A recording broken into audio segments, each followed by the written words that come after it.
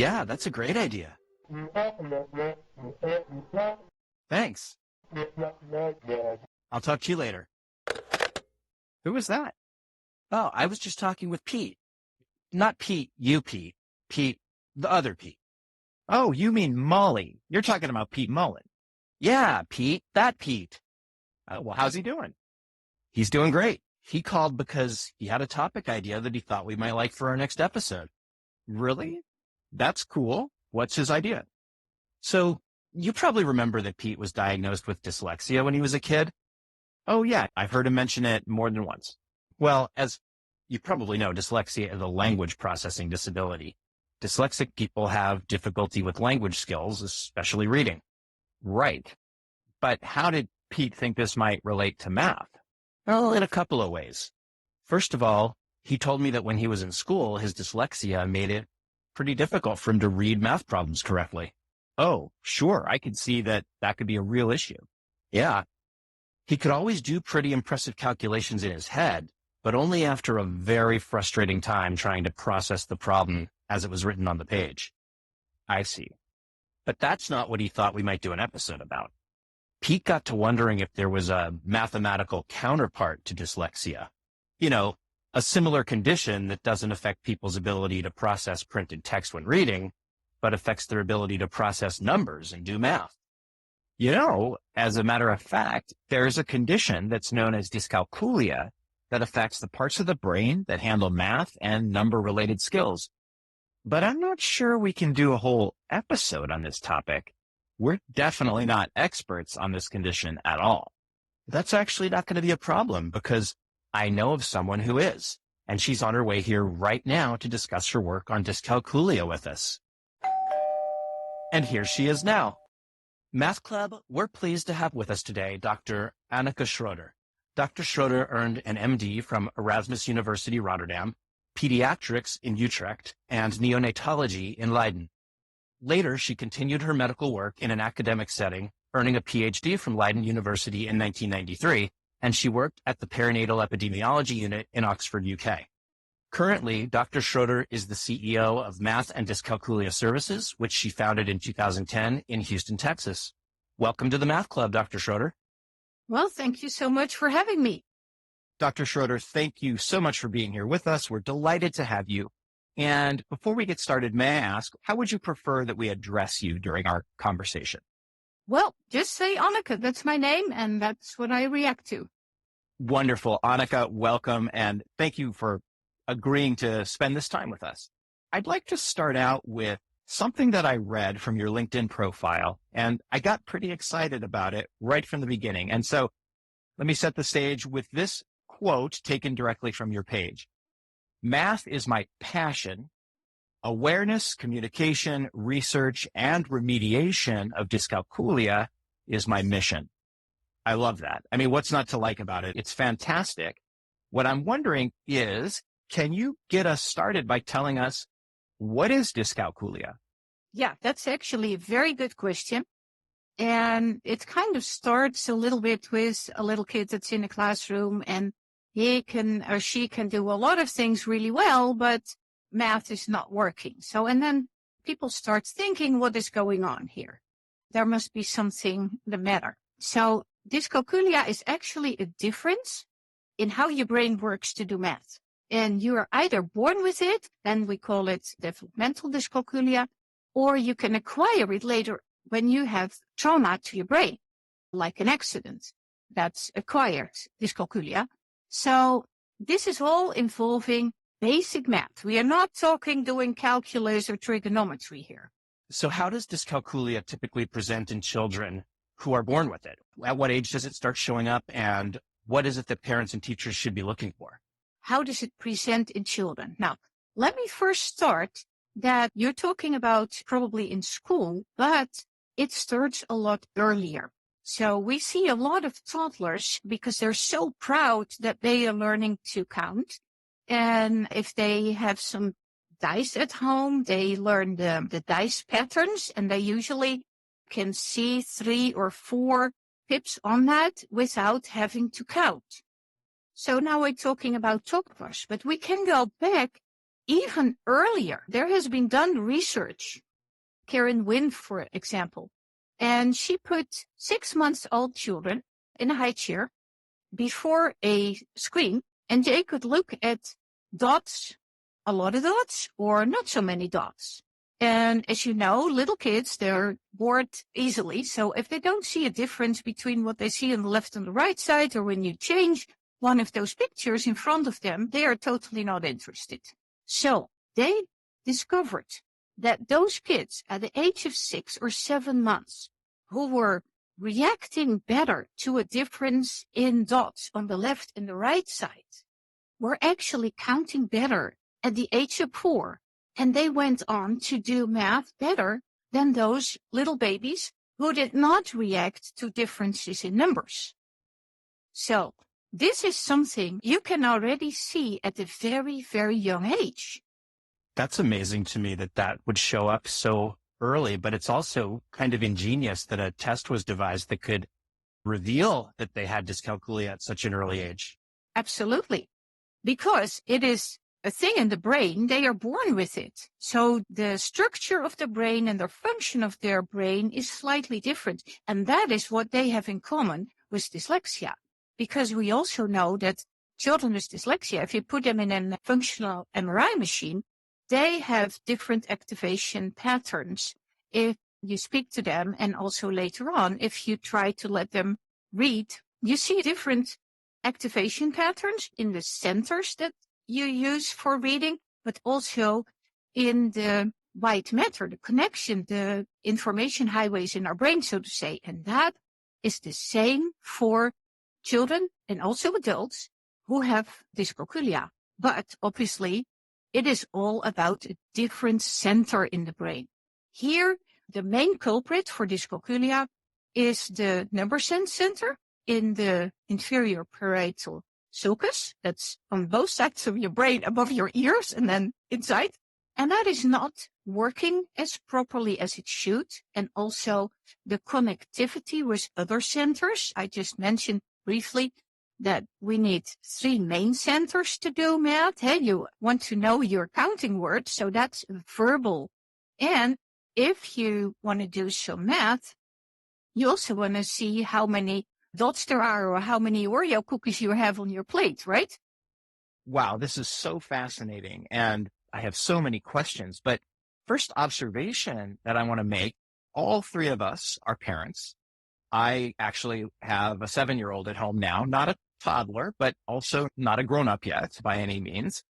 And it struck me, Anneke, when you talked about how proud toddlers can be when they want to show off something about their number sense. And of course, it's not just numbers. Toddlers are proud about lots of things, but I think the fact that that sense of pride can be developed at a young age, and in fact, it goes further back to 6 or 7 months where babies are already experiencing numerical dimensions of being alive.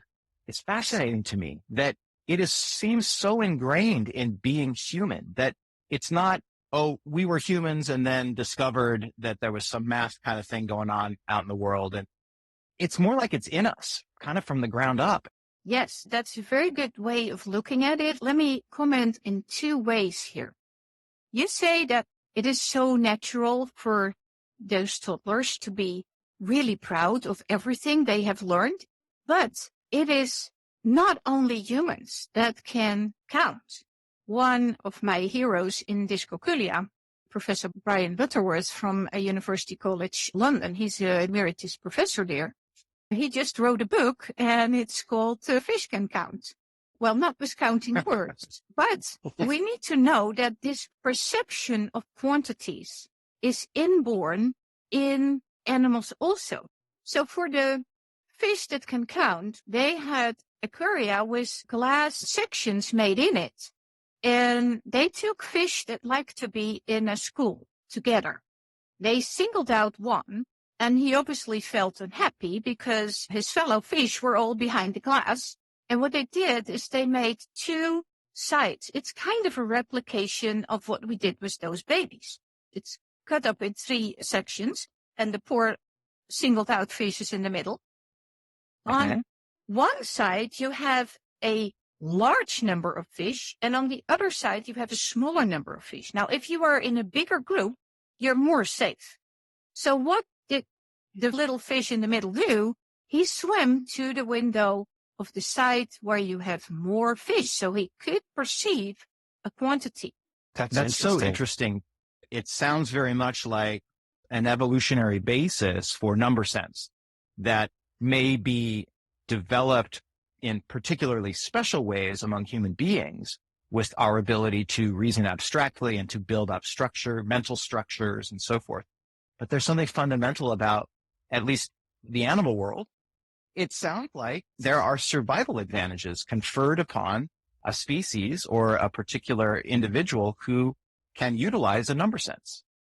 It also makes me wonder if a fish with dyscalculia might go the wrong direction. Just keep swimming, just keep swimming, just keep swimming, swimming, swimming. But that might be outside of the scope of Dr. Schreuder's expertise. So what are some of the early warning signs of dyscalculia that parents or teachers can be looking for to help identify it when it shows up in children? I think that's a very, very important question. It's not as known as it should be. Basically, those kids do not enjoy learning to count as much as their same age peers. And they're confused more often. So they sometimes say some counting words, and they know that 5 or 3 or 2 are counting words. So they make their own string of it, and they count 1, 7, 5, 3. And they get confused. So they have a trouble in learning the sequence of the counting words. They often have a little bit more trouble with sequencing anyway. They have more trouble memorizing the sequence of the order of the day. When are you eating your breakfast? When are you dressing? When you need to go to your childcare thing? So that sequencing is harder for them. Now, if sequencing of the counting words is hard, imagine how hard it is for those kids to count backwards.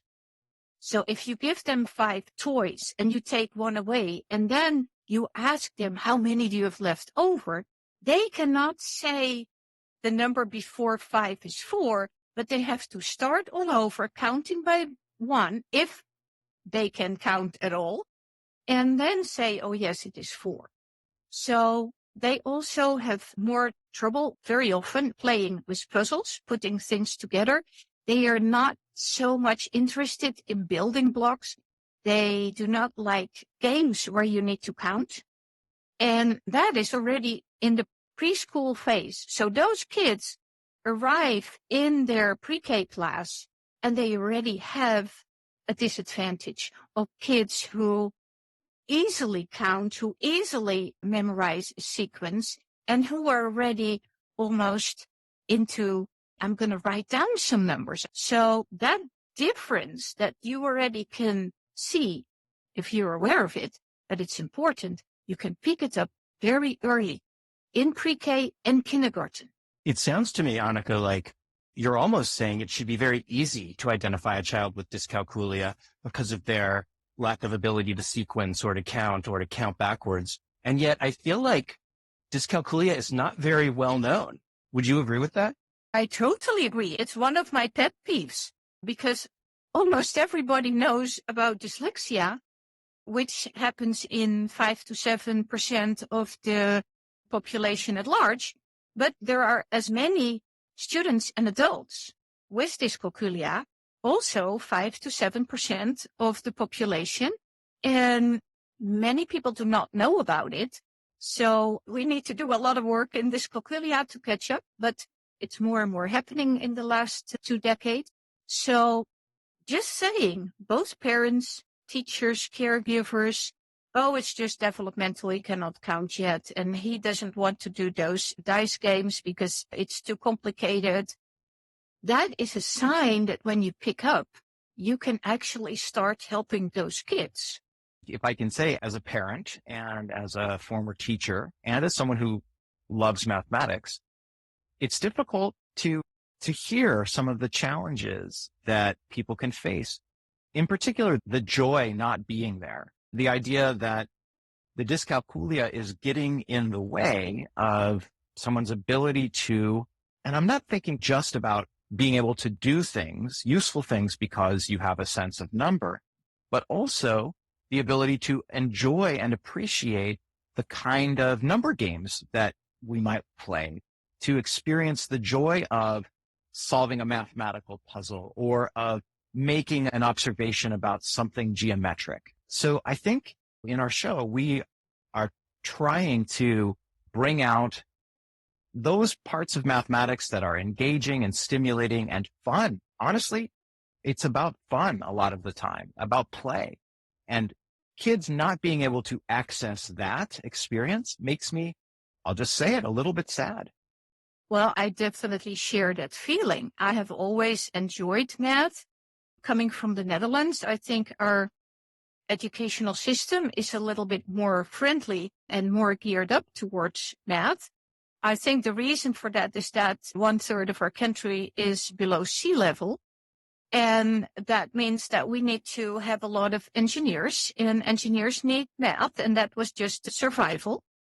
And well, obviously the downside of that is that maybe there's slightly less emphasis on reading and literature compared to what I see here in the US.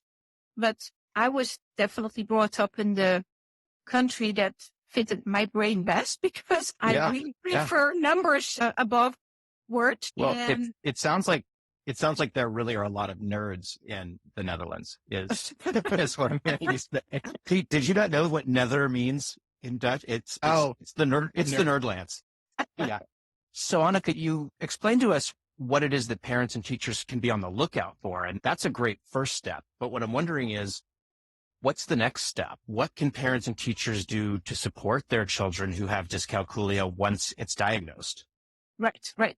So let me talk a little bit about the current situations in schools right now.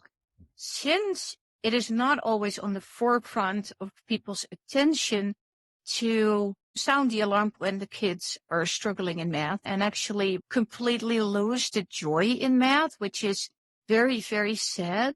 And it's not just losing joy, it is very often going into the negative side and developing math anxiety and an aversion against the subject and trying to avoid it. That can even lead to behavior issues. And I just wanted to say that if you don't pick it up early, you can pick it up later. What happens to those kids? This number sense center has two big functions. It helps us to immediately perceive a small number. If we see 3, 4, or 5 people sitting around the table, we are not having to count. We see in the wink of an eye, there's 4 people. The other one is looking at bigger numbers and comparing bigger numbers, estimating. So these two activities are so hard for those kids. But what are we asking them to do in school? We want them to learn a number line.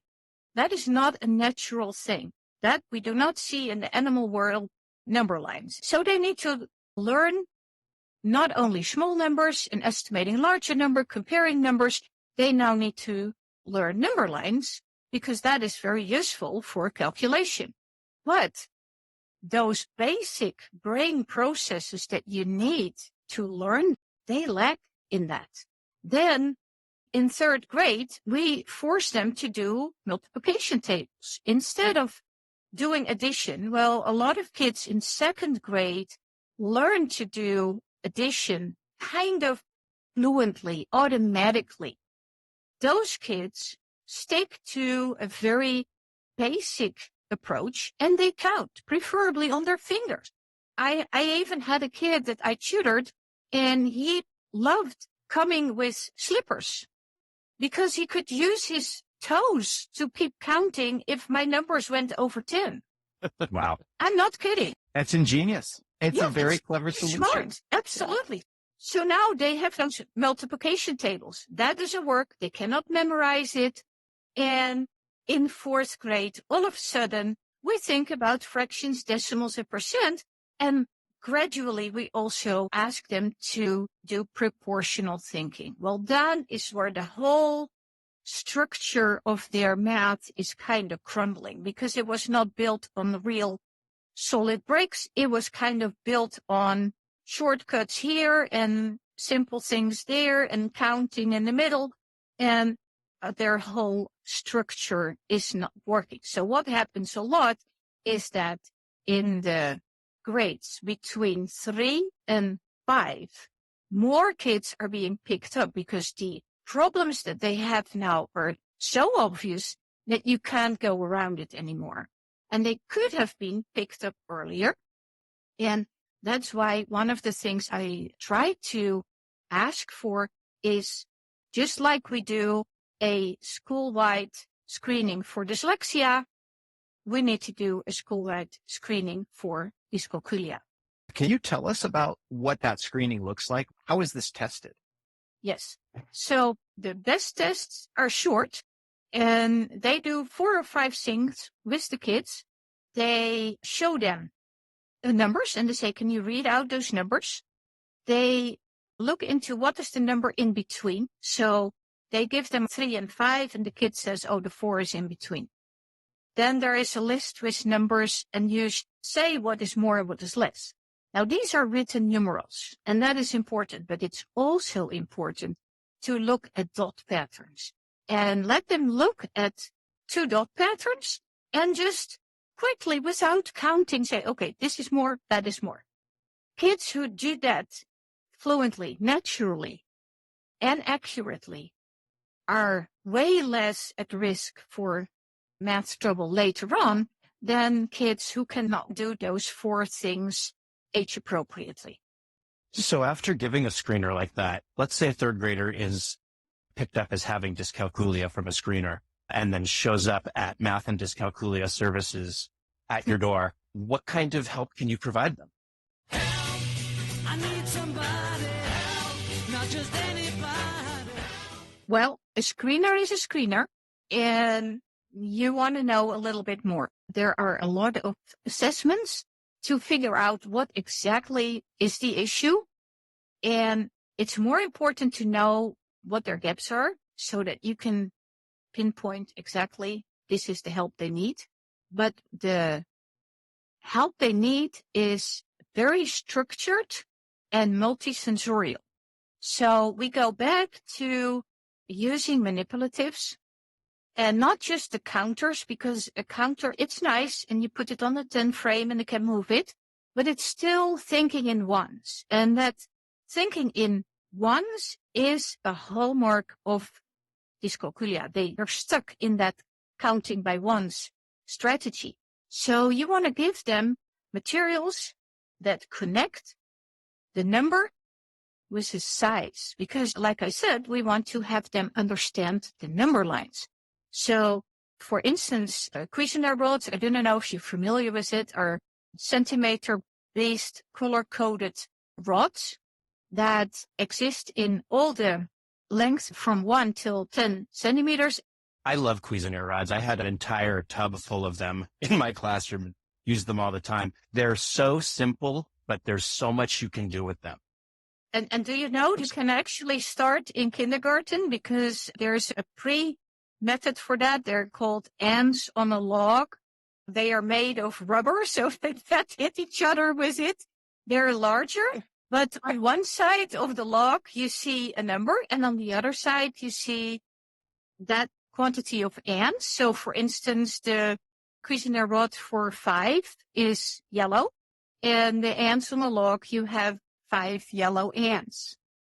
So they already learned the whole system. That's really cool. And, you mentioned something a few minutes ago, Anneke. This is also something I read on your LinkedIn page. Specifically here, I'm thinking about the work that you did at Imagination Campus. You talk about curriculum development, and among the things that you mentioned is this multisensory approach. Let me read here what it says. You talk about development for early childhood education, which balances multisensory, research-based instruction strategies from different countries with imaginative play, arts and music, and so forth. That multisensory approach where you're linking, well, in this case, colors, so that kids can make connections using color sense as part of that. That's really fascinating to me. And can you say more about some of that multisensory work and maybe some of this imaginative play? I would love to hear about that. Yes, multisensory is about seeing things, doing things, having those manipulatives or tools, hearing somebody else talking about it. But the most important thing, and that is what research says, for instance, Dr. Laurie Lard from the UK, that handling those things yourself, building. If you don't have Cuisinart rods, get a box of Legos. Putting those structures together, that is actually so important. And the color helps to bring back the fun in math. You can show volume with those things, like you can do with Legos. And you can make it more joyful by playing games. Instead of having a worksheet where you need to kind of follow, now I need to add a 5 and a 3 and a 15 and a 6, and it's all prepared for you. You can build together with a student, ask questions. How can you make this bigger or that smaller? Do you think that this part fits exactly on that part? Building with the kids and displaying what we did a lot in that campus so that they were proud of what they made. And it doesn't have to be perfect from the start. It's not important. It is the process of what do you know and what can you do and what can you fit together last week, and now what can you fit together this week, and seeing that difference personally for one child instead of comparing them with many other kids, right? I love the idea of just small steps, just a little bit more, a little bit more, a little bit better, and just allowing students to celebrate those little successes that they're making along the way as they're getting better and better. Yeah, we made an effort to document their buildings, made pictures of it, and they were actually put on the website. And that also brought back that pride, not in the least place of the parents. And it actually showed the parents how important those things were. At first, they were just like, okay, yeah, we have all those buildings here and there's Legos and I need to tidy up the room and they're in my way. And that kind of morphed into, oh my gosh, this is a wonderful thing. And it's so much more intricate than last month. So the parents were drawn into the building play and the conversation of the students. They also started to teach them words that were important, like below and behind and the block before and the block after, because those location words are also important in math. It's not just numbers, it's also patterns, it's locations, it's combinations of things together, right?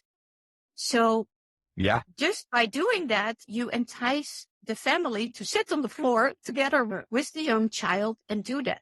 And from there, they started to be way more interested in games that had some math connection.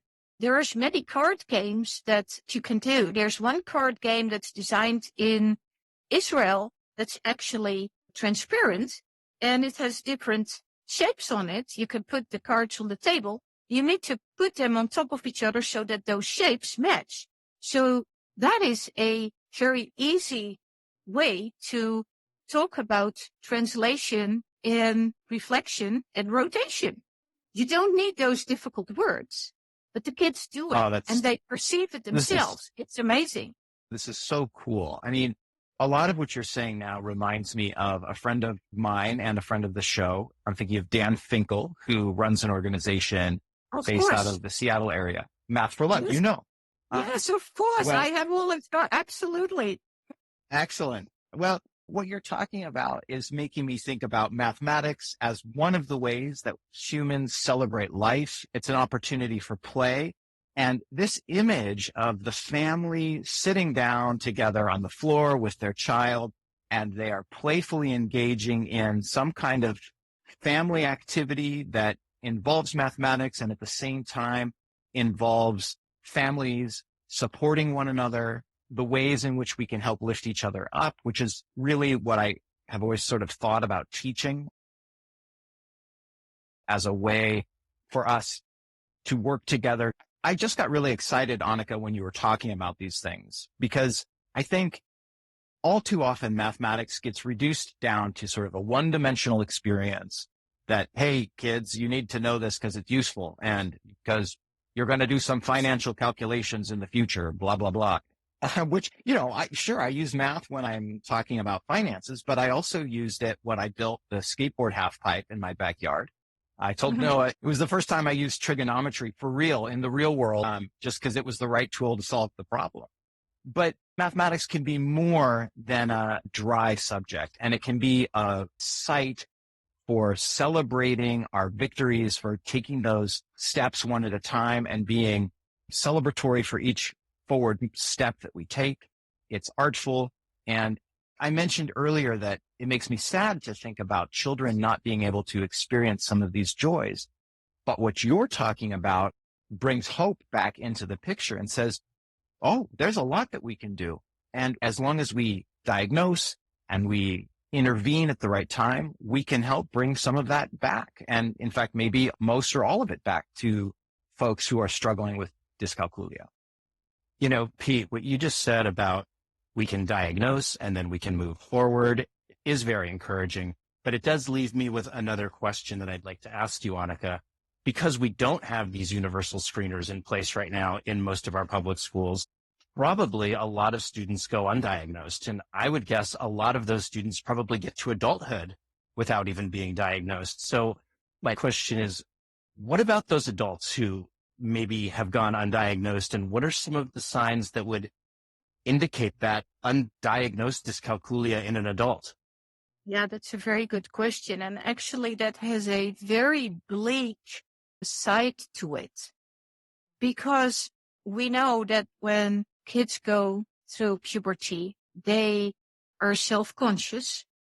And when math is not working for them, and when they happen to be in a school or in an environment where people think that if you can't do math, you must be dumb, they start to think that themselves, and they can be very, very unhappy. And that can shed a real shadow over their whole educational career psychologically. Some of them actually drop out of school because of this, unfortunately.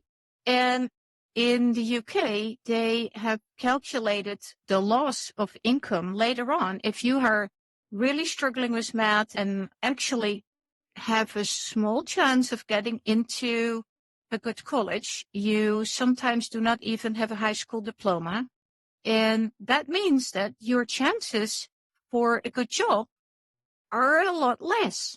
So I think if you look from a broader perspective, as America, as a company, we want to be as productive and as healthy and as happy as we can, which means that as many people need to have a good education and can secure a good job.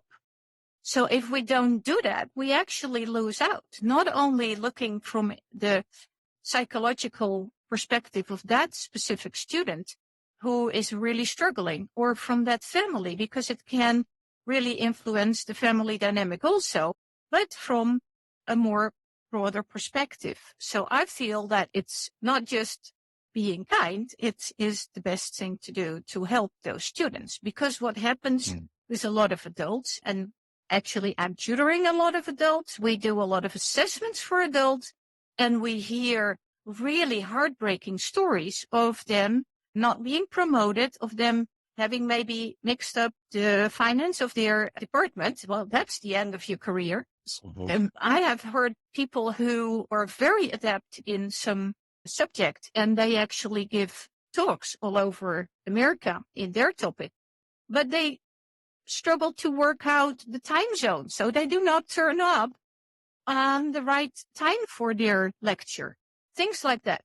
Obviously, you already mentioned finance. There are a lot of issues with finance because they cannot usually work out the expense for a credit card and how much you actually need to pay if you are in the red on your credit card and how detrimental that is for your personal finance. So that is really influencing them throughout their whole life. And I see a lot of adults who, after they have brought up their children, think, I want to go back to college. I want to get a degree, but this math is standing in my way. So I need to work on the math first. And they're very motivated.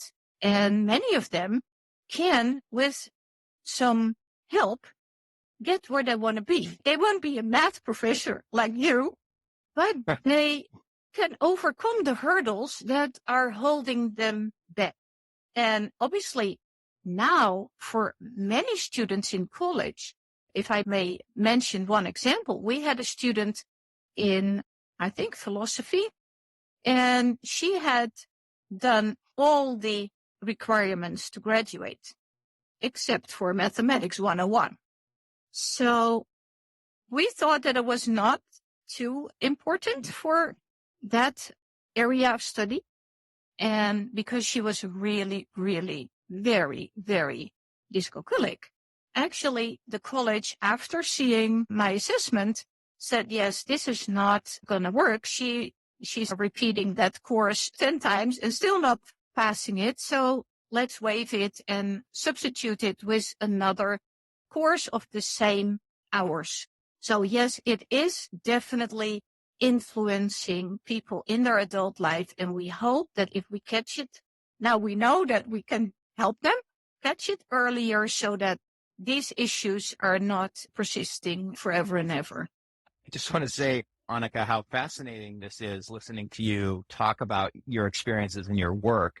You know, literally, I'm sitting here, I'm thinking, oh, what's she going to say next? Like, this is so interesting to me. For all of the time that I have spent in education and in mathematics, this is not something I've come into contact with before. So it's really fascinating. It's opening my eyes. It's making me think about my kids and their paths through school. I wanted to ask about your own mathematical background. You mentioned that you're growing up in the Netherlands, the emphasis on mathematics suited you well because that is sort of a natural way that you like to think and express yourself. I also know that professionally you started in medicine and now have found your way to working with dyscalculia. Can you tell us a little bit about your own mathematical background and how it is that you ended up starting a company focused on dyscalculia? Well, I come from a family of engineers. And it was normal in our family to build things together, to make the calculations, figure it out. And after dinner, here came some puzzles on the table. And we all together did some puzzles. It was just fun. It was so kind of normal. So in my middle and high school, we had some electives and there was a compulsory algebra course that everybody did, but you can also choose your side a little bit. So I chose another math subject as elective, basically because it's very conceptual. So if you get the concept, you're kind of done, right? And then, yeah, in college, I went to medicine. I contemplated some other directions. But then after that, I did some extra work in statistics and I could use that for my PhD. That was one of the things that I really enjoyed structuring because at that moment, you could definitely not compare a disability from Italy with an impairment in England. And it was one big mess.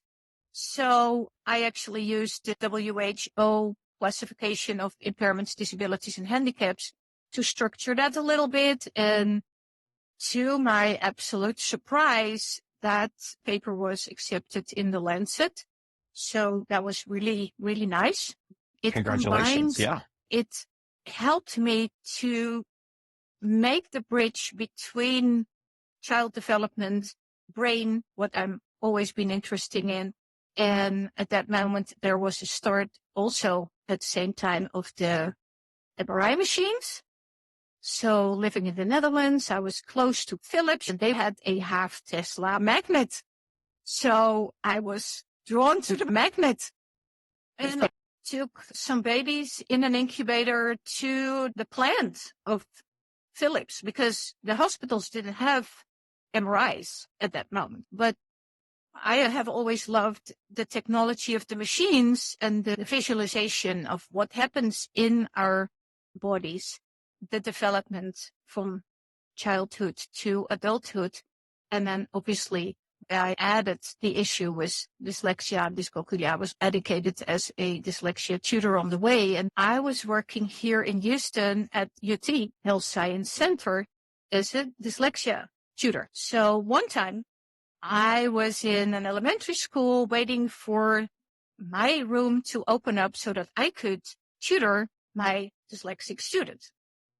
And I was sitting in the corridor with more other kids, and I thought, okay, I need to keep them busy. So I pulled out my money and said, okay, so here we have a collection of coins, and let's make $1, and who has more, and let's do some game.